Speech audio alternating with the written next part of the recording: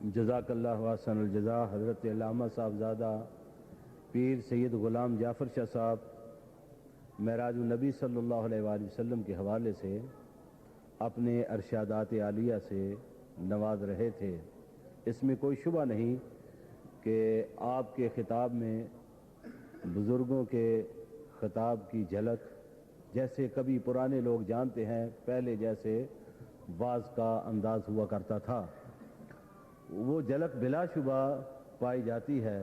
اور اس میں بھی کوئی شک نہیں کہ وقت نے کبھی کسی کے ساتھ وفا نہیں کی، ہر کوئی وقت کے ساتھ اس طرح شکوہ کنا ہی ہے کہ کبھی وقت نے کسی کا ساتھ نہیں دیا۔ وقت کو دیکھتے دیکھتے آدمی چلا جاتا ہے اور وقت گزر جاتا ہے اور وقت کے گزرنے کا پتہ بھی نہیں چلتا۔ میں نہایت ہی ممنون و مشکور ہوں جناب حضرت قبلہ صاحبزادہ پیر سید غلام جعفر شاہ صاحب کا کہ جنہوں نے وقت کی پابندی کرتے ہوئے ٹھیک نصف گھنٹے میں اپنا بیان جو ہے وہ مکمل فرمایا۔ اور جس طرح آپ بیان فرما رہے تھے، میں انشاءاللہ آپ سے وعدہ کرتا ہوں کہ ہم کسی قریب مستقبل قریب میں کسی خصوصی مجلس کا انعقاد کریں گے جس میں صرف قبلہ شاہ صاحب کا بیان ہی ہوگا انشاءاللہ العزیز، اور ہم ان کو اطمینان کے ساتھ سنیں گے جس طرح کے کبھی بزرگوں کو سنا کرتا تھا۔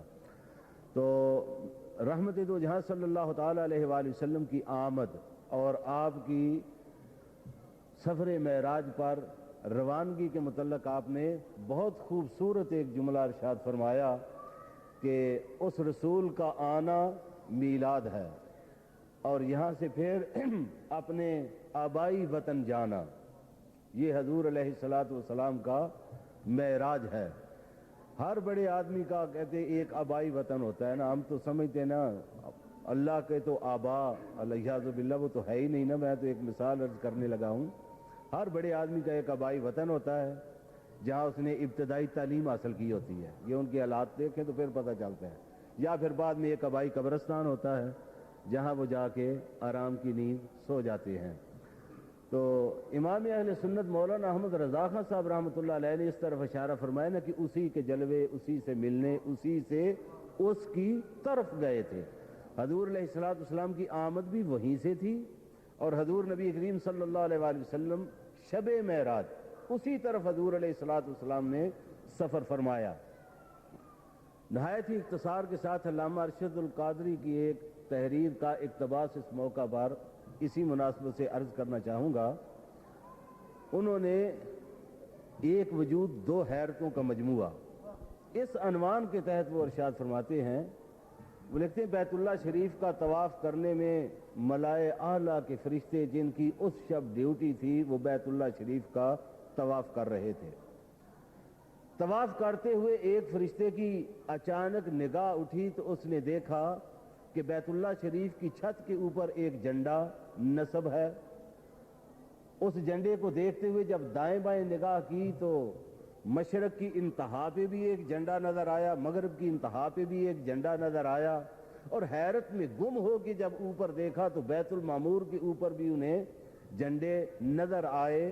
یہ فرشتوں کی بات ہے کہ فرشتے جو بیت اللہ شریف کا طواف کر رہے تھے انہوں نے مشرق و مغرب اور بیت اللہ کی چھت اور بیت المعمور کے اوپر جب جھنڈوں کو دیکھا، دیکھتے ہی دیکھتے انہوں نے فضا میں ایک عجیب سی مہک محسوس کی، بینی بینی خوشبو چھانے لگی اور طلوع فجر کے بغیر ہی روشنی کی کرنیں جو ہیں وہ پھوٹنے لگیں اور اچانک فضا کے اندر سکون، خوشبو، مہک اور تبسم کی کیفیت جو ہے وہ پیدا ہوئی۔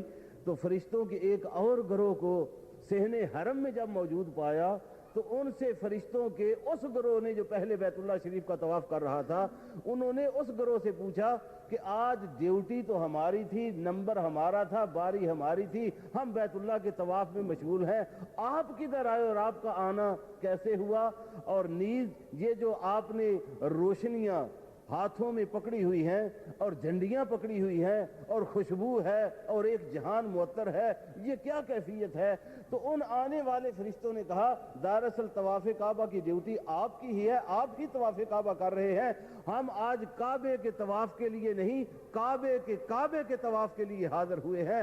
ہم اس لیے حاضر ہوئے ہیں کہ آج محبوب خدا امام الانبیاء حضرت محمد رسول اللہ صلی اللہ تعالی علیہ وآلہ وسلم، آج آپ کی آمد کا دن ہے۔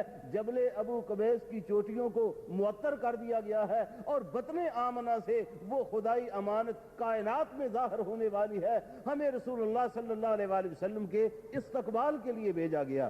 تو علامہ صاحب لکھتے یہ ہے کہ جب انہوں نے یہ بات سنی تو انہوں نے پھر ان فرشتوں سے مخاطب ہو کے کہا کہ وہ حریم ذات میں رہنے والا، وہ خلوت قدہ خاص میں رہنے والا، وہ انبیاء کی امامت کا منصب رکھنے والا، وہ اللہ کی حریم ذات میں رہنے والا ان خاک نشینوں میں آئے گا، مکے کی پستیوں میں آئے گا، دہر نشینوں میں آئے گا، بت پرستوں میں آئے گا۔ اس خاکدان گیتی پہ کفر ہے، ظلم ہے، فسق ہے، فجور ہے، اندھیرا ہے، تاریکی ہے، بددیانتی ہے، وہ تو حریم خاص میں رہنے والا ہے، وہ یہاں آئے گا کیسے؟ تو فرشتوں نے کہا ہمیں یہی حکم دیا گیا ہے کہ تم چل کے درود و سلام کے ترانے کہو، محبوب کی آمد بطن آمنہ سے ہونے والی ہے۔ تو ابھی زیادہ عرصہ نہیں گزرا، زندگی کے شب و روز گزرتے رہے، ابھی زیادہ عرصہ نہیں گزرا، کم و بیش فقط 50 سال کا عرصہ گزرا۔ پھر ایک رات خدا نے رسول اللہ صلی اللہ تعالی علیہ وآلہ وسلم کو شب معراج آسمانوں پہ بلایا۔ تو حاصل تحریر علامہ ارشد القادری کا یہ ہے، وہ فرماتے ہیں جب حضور کی آمد ہوئی تو فرشتے حیران تھے کہ وہاں رہنے والا ان خاک نشینوں میں آئے گا کیسے؟ تھوڑا سا عرصہ جہاں گزار کے جب شب معراج حضرت جبریل امین لے کے چلے تو زمین کے رہنے والے حیران رہ گئے کہ ہم میں رہنے والا، کھانے والا، پینے والا، شادی کرنے والا، بیوی بچوں میں رہنے والا، مکے میں بیٹھنے والا، چٹائی پہ بیٹھنے والا، یہاں مکے میں رہنے والا وہاں کیسے جائے گا؟ سدرہ سے آگے کیسے گیا؟ لا مکان سے آگے کیسے گیا؟ آسمانوں کی بلندیوں کو کیسے عبور کیا اور قرہ نار و زمہریر سے آگے کیسے گزرتا گیا؟ فرماتے ہیں جب وہ آئے تو فرشتہ حیران ہوتا ہے کہ وہاں رہنے والا یہاں کیسے آئے گا، اور جب وہ جائے تو انسان حیران ہوتا ہے کہ یہاں رہنے والا وہاں کیسے جائے گا۔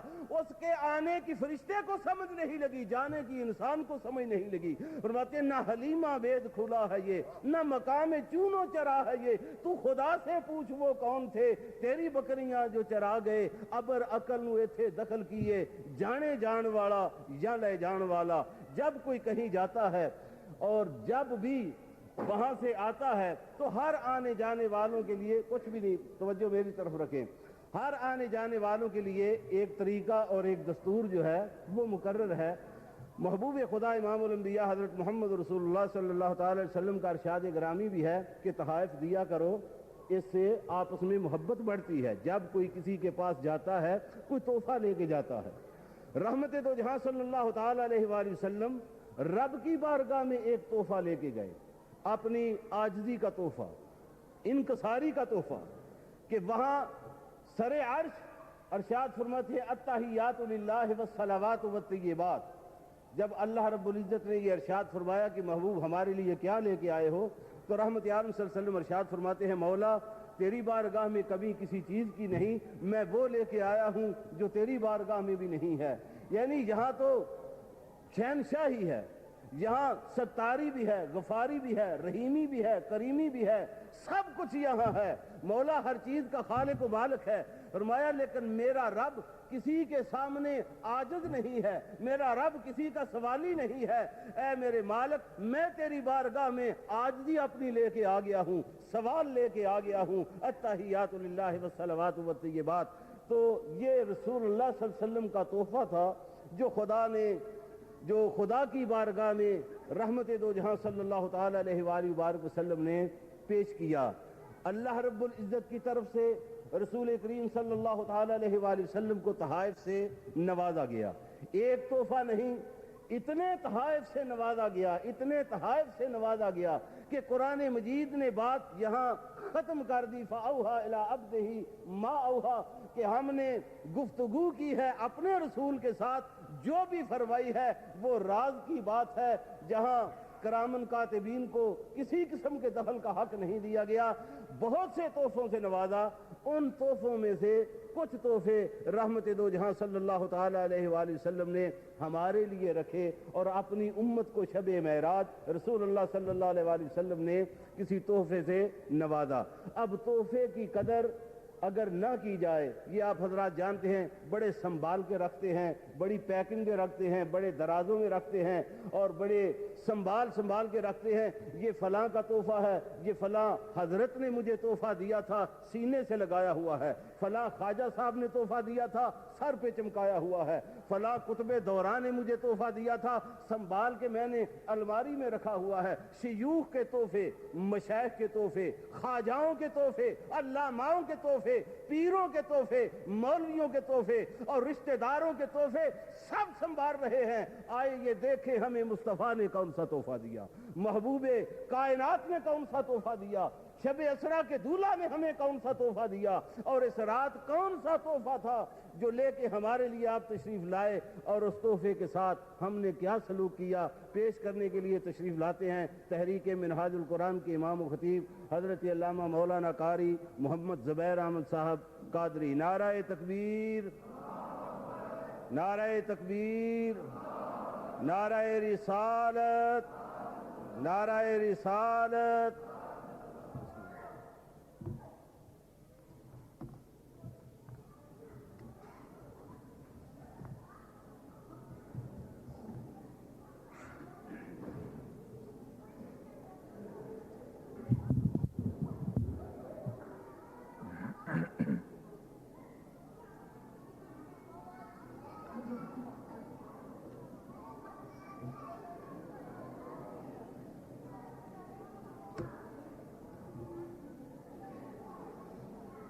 نحمده ونصلي على سيدنا ومولانا محمد رسوله النبي الأمين المكين الحنين الكريم الرؤوف الرحيم، أما بعد، فأعوذ بالله من الشيطان الرجيم، بسم الله الرحمن الرحيم، عسى أن يبعثك ربك مقاما محمودا۔ صدق الله مولانا العظيم۔ مولاي صل وسلم دائما أبدا على حبيبك خير الخلق كلهم، هو الحبيب الذي ترجى شفاعته لكل هول من الأهوال مقتحم۔ يا رب بالمصطفى بلغ مقاصدنا، يا رب بالمصطفى بلغ مقاصدنا، واغفر لنا ما مضى يا واسع الكرم۔ میرے نہایت ہی واجب الاحترام حضرات علماء کرام، معزز خواتین و حضرات، اللہ جل مجدہ کا بے پایاں فضل و انعام ہے کہ آج ہم اس کی توفیق اور عنایت کے ساتھ اس روحانی اور وجدانی محفل پاک کے اندر حاضر ہیں۔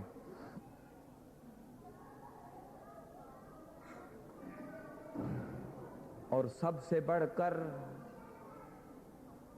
اس ذات باری تعالیٰ کا جتنا بھی شکر ادا کیا جائے وہ کم ہے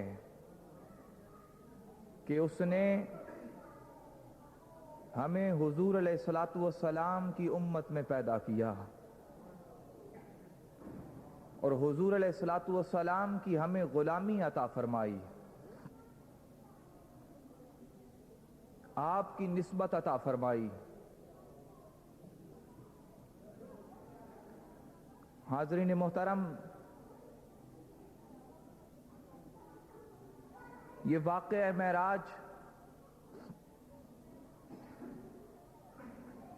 یہ محبت کا نقطہ عروج ہے.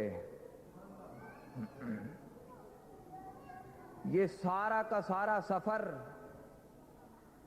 یہ محبت کا سفر ہے،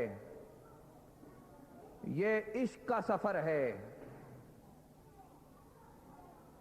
اور اللہ جل مجدہ نے چاہا کہ یہ ساری کائنات جو بنائی گئی ہے، یہ ساری نعمتیں جو بنائی گئی ہیں، یہ ساری رفتیں جس کی خاطر بنائی گئی ہیں، اللہ جل مجدہ نے چاہا کہ یہ سب کچھ محبوب کو عطا کر دیا جائے، عطا کر دیا جائے.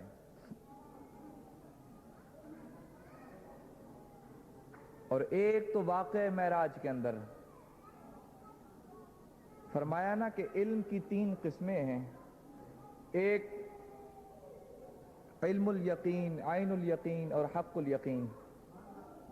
فرمایا کہ اپنے محبوب صلی اللہ علیہ وآلہ وسلم کو وہ علم کا آخری درجہ عطا کرنا مقصود تھا، جس کی وجہ سے فرمایا کہ جبریل جا میرے محبوب کو لے کر میری بارگاہ میں آ جا، تاکہ وہ علم کا آخری درجہ عطا کر دیا جائے، تاکہ کائنات جہاں جہاں تک کسی عقل انسانی کی رسائی ہوگی، جہاں پر اس کی انتہا ہوگی، وہاں سے میرے محبوب کے علم کی ابتدا ہوگی، وہاں سے ابتدا ہوگی.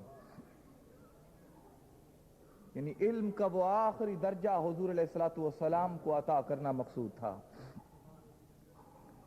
اور پھر اس معراج سے، عروج سے، بلندی سے، ملاقات سے یہ قوم کو، لوگوں کو یہ بتانا مقصود تھا کہ سارے کے سارے انبیاء ان پر وحی آتی رہی، ان پر کلام اترتا رہا، جبریل کے ذریعے کلام اترتا رہا. فرمایا کہ لوگوں، میں یہ چاہتا تھا کہ کوئی ایسا محبوب پیغمبر ہو، کوئی ایسا راز و نیاز والا، کوئی ایسا محبوب ہو جو یہ بھی بتا سکے کہ یہ جو میں وحی بتا رہا ہوں اس کو سب کچھ دیکھ کر آیا ہوں، اسے دیکھ کر آیا ہوں. لوگوں کو یہ بھی بتلا سکے کہ یہ جو رب کا کلام اتر رہا ہے، میں نے اس رب کو دیکھا ہے، میں نے اس رب کو دیکھا ہے. فرمایا نا تلک الرسل فضلنا بعضهم علی بعض ورفع بعضهم درجات.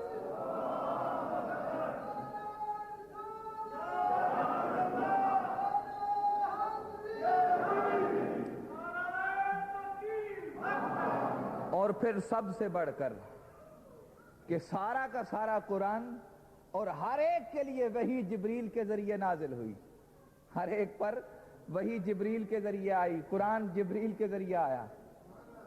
رب نے چاہا کہ ساری باتیں جس میں جبریل بھی شریک ہے، جبریل کلام لے کر آیا. فرمایا رب نے چاہا کہ کچھ باتیں ایسی ہوں فَأَوْحَا إِلَىٰ عَبْدِهِ مَا أَوْحَا.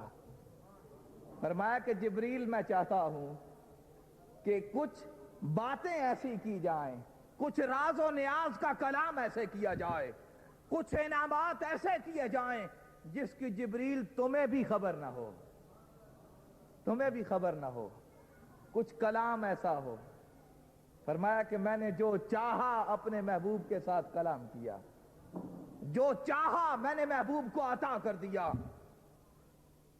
اور پھر واقعہ معراج پر مفسرین نے لکھا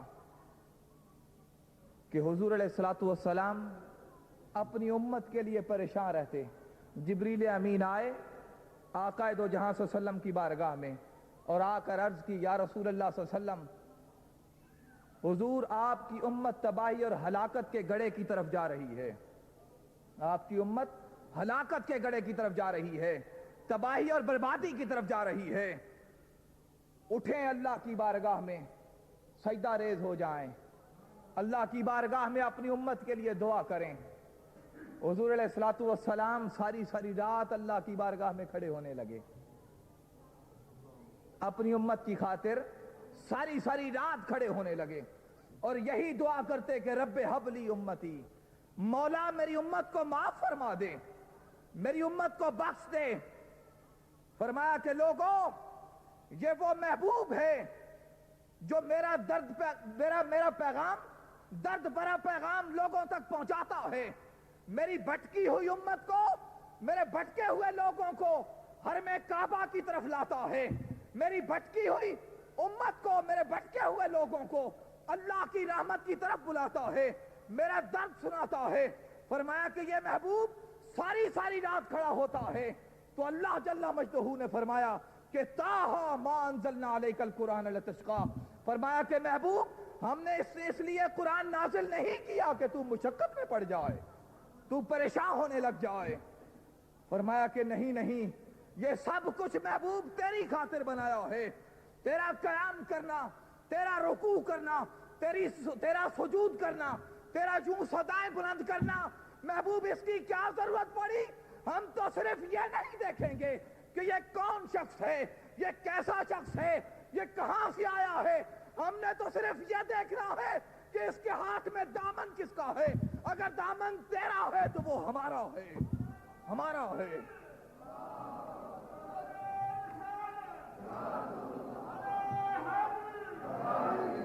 اس لیے شاعر یوں پکار اٹھتا ہے کہ دونوں عالم میں تمہیں گر آرام ہے، دونوں عالم میں تمہیں گر آرام ہے، ان کا دامن تھام لو جن کا محمد نام ہے۔ فرمایا کہ لوگوں، اللہ کی ذات نسل نہیں دیکھتی، اللہ کی ذات حسب نہیں دیکھتی، اللہ کی ذات ظاہر نہیں دیکھتی۔ فرمایا کہ ہم تو صرف یہ دیکھیں گے کہ میرے یار کا دامن ہے تو سب کچھ ہے، میرے محبوب کا دامن ہے تو سب کچھ ہے۔ تو اللہ جل مجدہ نے حضور علیہ الصلوۃ والسلام کو اپنی بارگاہ میں بلایا، اس امت، ہم غریبوں کی خاطر، ہم غریبوں کی خاطر، اور فرمایا کہ سبحان الذی اسری بعبدہ، کہ پاک ہے وہ ذات جس نے اپنے بندے کو سیر کروائی۔ یعنی فرمایا کہ جب بندہ اس کا ہوتا ہے تو اسے معراج نصیب ہو جاتی ہے، عبدہ، جب بندہ اس کا بن جاتا ہے تو اس کو معراج نصیب ہو جاتی ہے۔ فرمایا کہ یہ محبوب کسی اور کا نہیں، یہ ہمارا ہے، یہ محبوب کسی اور کا نہیں، یہ ہمارا ہے۔ فرمایا کہ یہ وہ محبوب ہے جو پتھر کھاتا ہے تو ہماری خاطر، جو ظالموں کا ظلم سہتا ہے تو ہماری خاطر، جو راتوں کو جاگتا ہے تو ہماری خاطر، جو کانٹوں پر چلتا ہے تو ہماری خاطر، جو مکہ کی گلیوں میں پیغام درد سناتا ہے تو فرمایا کہ ہماری خاطر۔ فرمایا کہ ان صلاتی و نسکی و محیایا و مماتی للہ رب العالمین، فرمایا کہ اس کی نماز ہماری خاطر، اس کی قربانی ہماری خاطر، اس کا جینا ہماری خاطر، اس کا مرنا ہماری خاطر۔ یہ وہ محبوب ہے جس نے سب کچھ مجھے سونپ دیا ہے، میں نے اسے سونپ دیا ہے، میں نے اسے عطا کر دیا ہے، اس نے سب کچھ مجھے دے دیا ہے، میں نے اسے عطا کر دیا ہے۔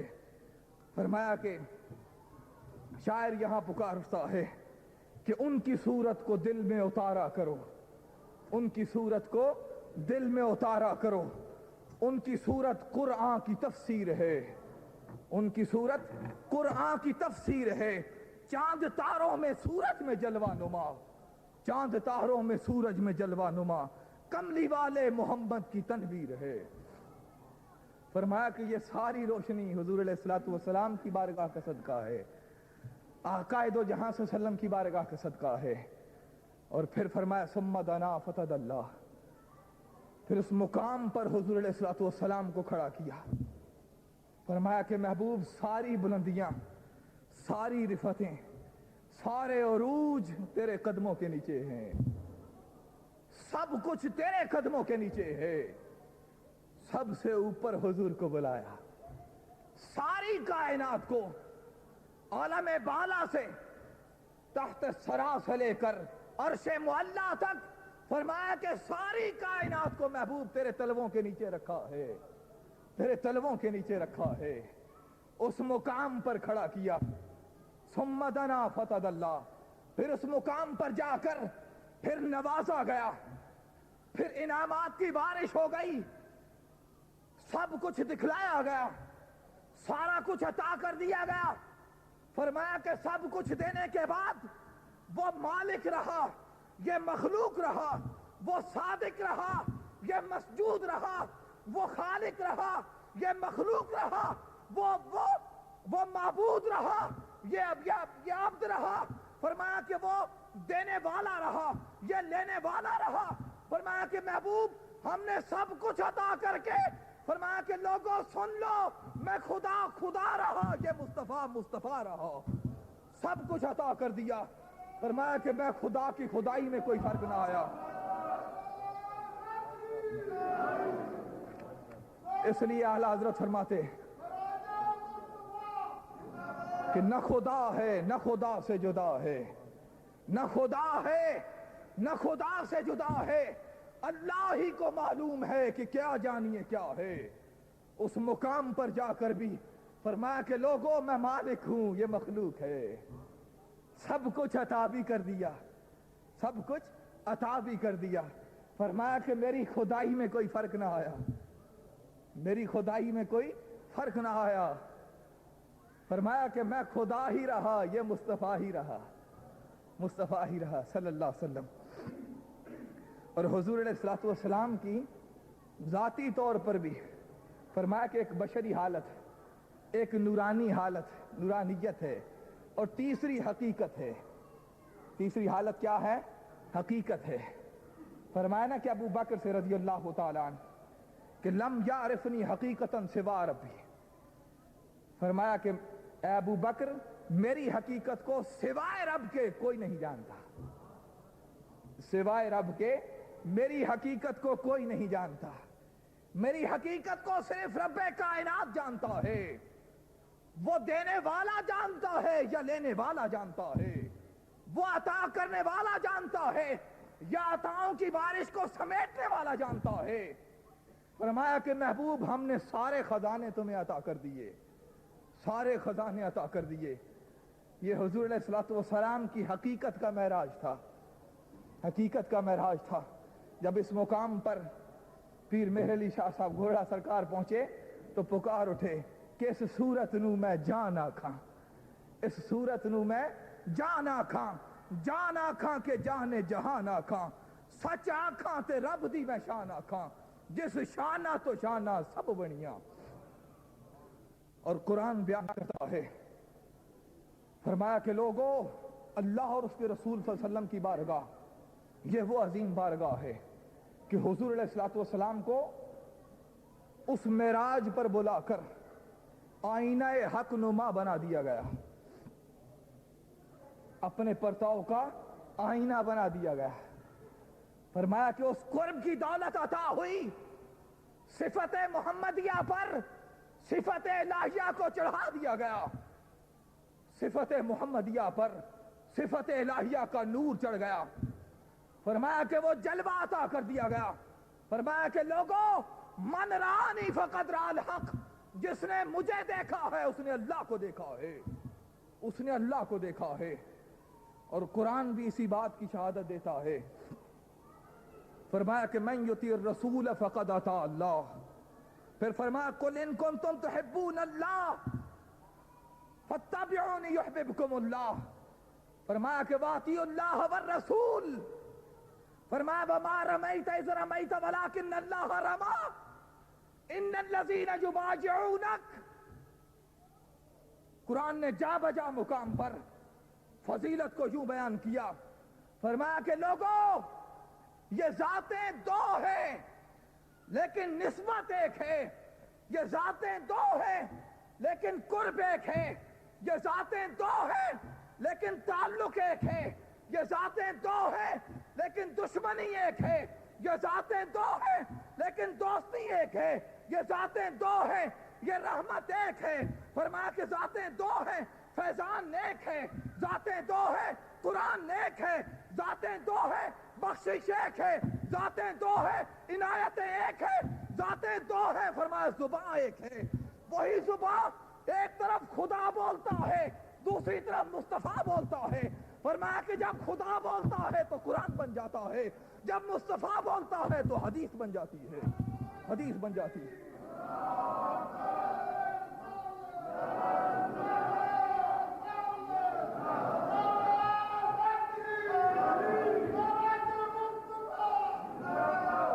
فرمایا کہ محبوب صلی اللہ علیہ وسلم جس سے آپ راضی ہوں گے اس سے میں خدا راضی ہوں گا. جس کو آپ اپنا بنا لیں گے اسے میں اپنا بنا لوں گا. فرمایا کہ محبوب جس پر آپ ہاتھ رکھ دیں گے وہ شخص میرا ہو جائے گا, وہ شخص میرا ہو جائے گا. فرمایا کہ خدا کی رضا چاہتے ہیں دو عالم, خدا کی رضا چاہتے ہیں دو عالم, اور خدا چاہتا ہے رضائے محمد صلی اللہ علیہ وسلم. حاضرین محترم, شب معراج پر حضور علیہ الصلوۃ والسلام کو سب سے بڑا جو تحفہ ملا, سب سے بڑا انعام ملا, انعامات تو بے شمار ملے. واپس آئے, تشریف لائے تو فرمایا کہ خیرت بین ان یدخل نصف امت الجنہ وبین الشفاء فاخترت الشفاء. فرمایا کہ رب کائنات نے مجھے اختیار عطا کر دیا, مجھے اختیار عطا کر دیا کہ محبوب یا تو آدھی امت کو بخشوا لو, یا تو آدھی امت کو بخشوا لو, یا شفاعت کا حق لے لو, شفاعت کا حق لے لو. تو حضور علیہ الصلوۃ والسلام نے فرمایا کہ ہم نے شفاعت کا حق لے لیا. شفاعت کا کیا حق لے لیا؟ تو ایک صحابی نے عرض کیا کہ یا رسول اللہ صلی اللہ علیہ وسلم, حضور آپ نے شفاعت کا حق لے لیا, آدھی امت والا بخشش کا سودا ٹھیک نہیں تھا؟ اگر لم سم آدھی امت بخشی جاتی تو وہ سودا بہتر نہیں؟ شفاعت کا حق لے لیا. تو فرمایا کہ یہ جو شفاعت کا حق ہے وَلَكِنَّ لِلْمُذْنِبِينَ الْخَطَّائِينَ, فرمایا کہ یہ شفاعت کا حق یہ گناہگاروں کے لیے ہے, یہ سیاہکاروں کے لیے ہے, یہ کمزور امت کے لیے ہے. فرمایا کہ اگر میں آدھی امت کی بخشش کی بات کر لیتا اور کل قیامت کے دن پھر کوئی شخص پکار اٹھتا, جب کوٹا ختم ہو جاتا پھر کوئی میری امتی پکار اٹھتا کہ یا رسول اللہ میں بھی باقی ہوں, میں بھی باقی ہوں, تو پھر میں کیا کرتا؟ فرمایا کہ انلیمیٹڈ حق لے لیا ہے, شفاعت کا حق لے لیا ہے. رب کائنات نے وعدہ کر لیا ہے کہ محبوب جو تو فضل کے ساتھ اور عدل کے ساتھ جو بخشے جائیں گے اپنے اعمال کی بنیاد پر, اپنے کردار کی بنیاد پر, اپنی عبادتوں کی بنیاد پر, اپنے اخلاق کی بنیاد پر, فرمایا کہ ان کی تو بخشش ہو جائے گی. فرمایا کہ باقی محبوب جس پر تو ہاتھ رکھے گا ہم اسے بھی بخش دیں گے, اسے بھی بخش دیں گے.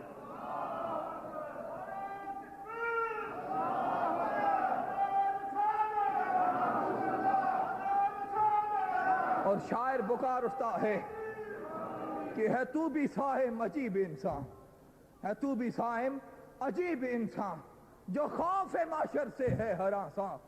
ارے تو جن کی ہے نعت پڑھتا, ارے تو جن کی ہے نعت پڑھتا وہی تو تیرا حساب لیں گے. ارے حساب بھی وہاں پوچھا جائے گا تو حضور سے پوچھا جائے گا, پوچھا جائے گا کہ ہاں محبوب کیا کیا جائے, تیری امت کے ساتھ کیا کیا جائے. فرمایا کہ لوگوں کل قیامت کا دن ہوگا, نفسا نفسی کا عالم ہوگا, نفسا نفسی کا عالم ہوگا. اور یہاں امام شعبانی رحمۃ اللہ علیہ فرماتے ہیں, آپ نے فرمایا کہ قیامت کے دن کعبہ چل کر آقا کی بارگاہ میں جائے گا, کعبہ چل کر آقا کی بارگاہ میں جائے گا اور یوں التجا کرے گا کہ اے محبوب صلی اللہ علیہ وسلم, وہ لوگ جو محبوب آپ کے گرد گھومتے تھے آج آپ ان کی شفاعت فرمائیں. یہ کعبہ پکارے گا.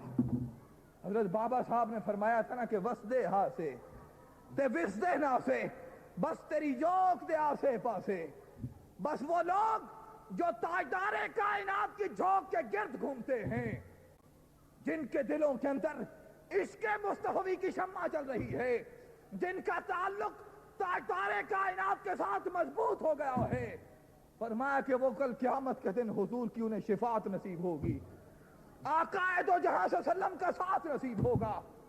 خود تاجدار کائنات صلی اللہ علیہ وسلم نے فرمایا کہ من حبنی کان معی فی الجنہ، فرمایا کہ وہ شخص جو مجھ سے محبت کرتا ہے قیامت کے دن میرے ساتھ ہوگا، قیامت کے دن میرے ساتھ ہوگا۔ جو شخص میری ذات سے محبت کرتا ہے۔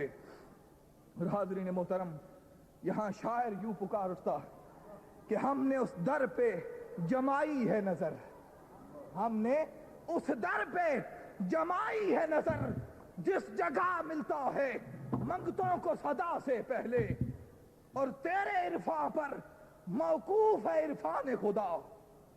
یعنی محبوب صلی اللہ علیہ وسلم آپ راضی ہوں گے تو بات وہاں بنے گی، آپ پہچانیں گے تو بات وہاں بنے گی، آپ دیکھیں گے تو رب دیکھے گا، آپ توجہ کریں گے تو رب توجہ کرے گا، آپ کی ذات ہاتھ بڑھائے گی تو رب پکڑ لے گا، رب عطا کر دے گا۔ فرمایا کہ تیرے عرفان پر موقوف ہے عرفان خدا، کہ تیرا نام سنا ہم نے، تیرا نام سنا ہم نے خدا سے پہلے۔ فرمایا کہ ہم نے تو خدا کو بھی جانا تو یار کی توسط سے، حضور کے توسط سے۔ فرمایا کہ لوگوں کل قیامت کا دن ہوگا، قیامت کا دن ہوگا، ساری امتیں حضرت آدم علیہ السلام کی بارگاہ میں جائیں گی، اور ان کی بارگاہ میں جا کر التجا کریں گی، التجا کریں گی کہ آپ ہمارے لیے سفارش کریں۔ یہ واقعہ معراج پر حضور علیہ السلام کے ساتھ جو وعدہ ہوا تھا، آج اس کے اظہار کا دن ہے۔ قیامت کا دن وہ شفاعت کبریٰ کا جو وعدہ ہے، فرمایا کہ اس کے اظہار کا دن ہوگا، وہ مجمع عام، وہ جلسہ عام، فرمایا کہ وہ سارا اظہار کا دن ہوگا۔ اس روز لوگوں کو دکھلانا ہے کہ ہمارے ساتھ ہمارے یار کے کیا وعدے ہوئے تھے، کیا وعدے ہوئے تھے۔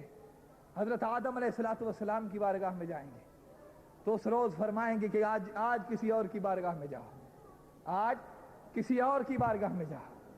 یوں کرتے کرتے کرتے کرتے تمام انبیاء کی بارگاہ سے ہوتے ہوتے آخر پر آ کر حضرت ابراہیم علیہ السلام کی بارگاہ میں آئیں گے اور التجا کریں گے کہ اے ابراہیم آپ دادا ہیں، آپ آج سفارش کریں۔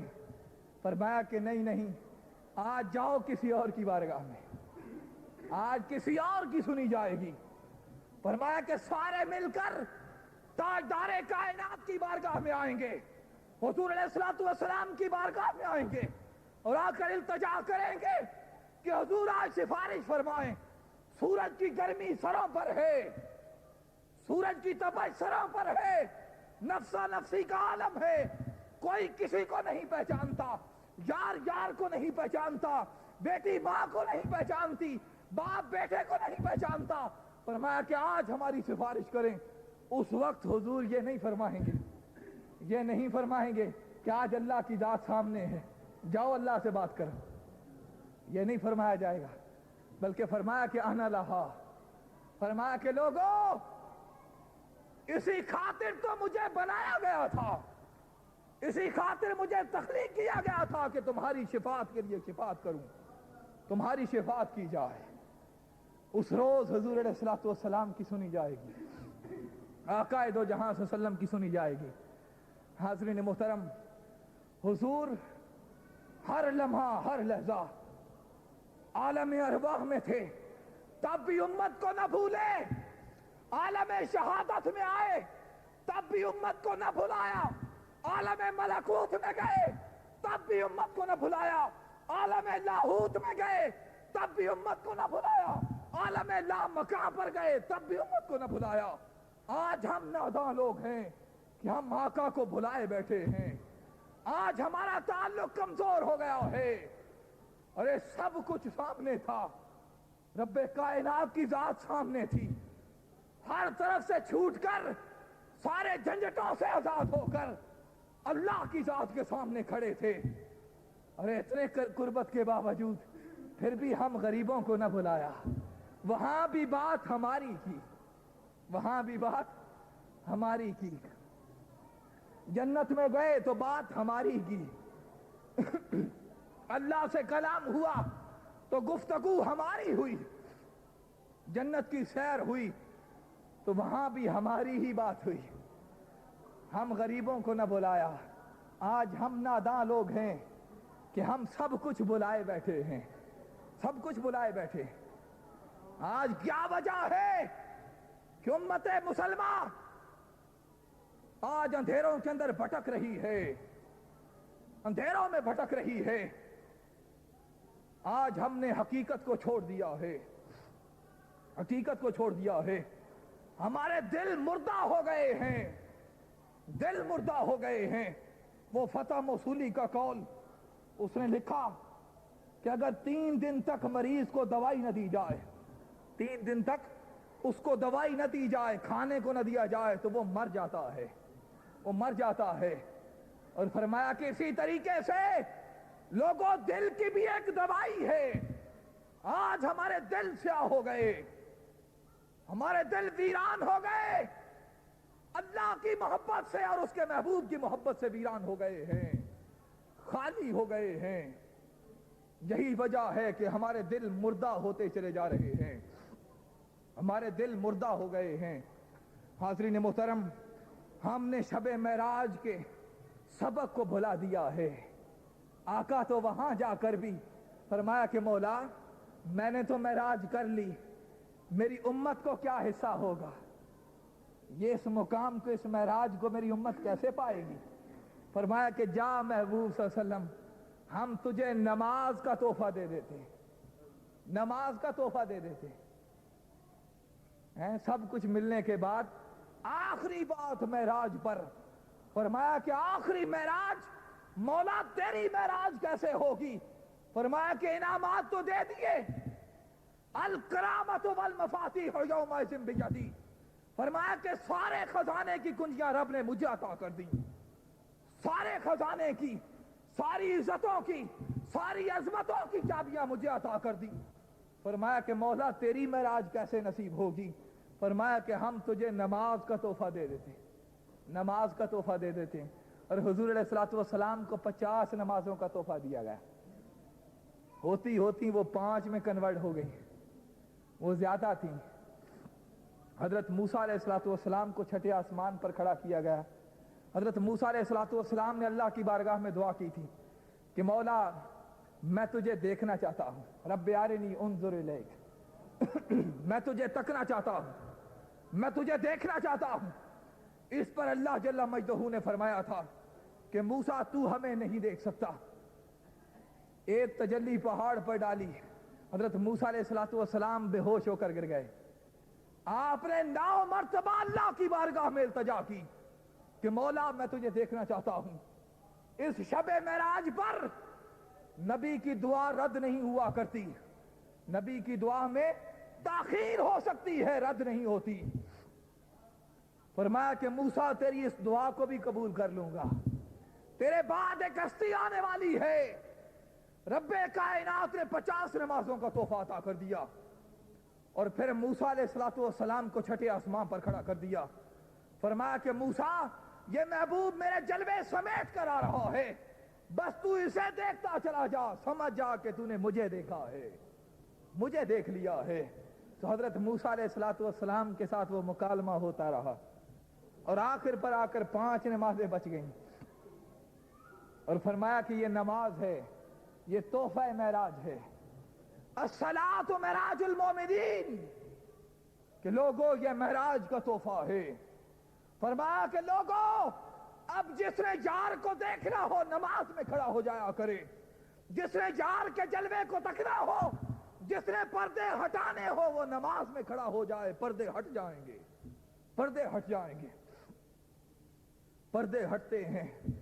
فرمایا کہ یہ نماز مجموعہ ہے, مجموعہ ہے, اس میں ثنا بھی ہے, اس میں توحید بھی ہے, اس میں رسالت بھی ہے. ساری چیزوں کو اس نماز میں جمع کر دیا. فرمایا کہ اس نماز کو پورے خشوع اور خضوع کے ساتھ پڑھو. اس کو پڑھو گے تو جلوہ یار نصیب ہو جائے گا. ارے پوچھیں عاشقوں سے کیا نماز سے جلوہ نصیب ہوتا؟ عاشقوں سے پوچھیں. وہ تو یوں کہتے ہیں کہ جب ہم السلام علیکہ ایھا النبی پر پہنچتے تو ہم اس وقت تک آگے نہ جاتے جب تک گنبد خضرا سے جواب نہ آ جائے. جواب نہ آ جائے.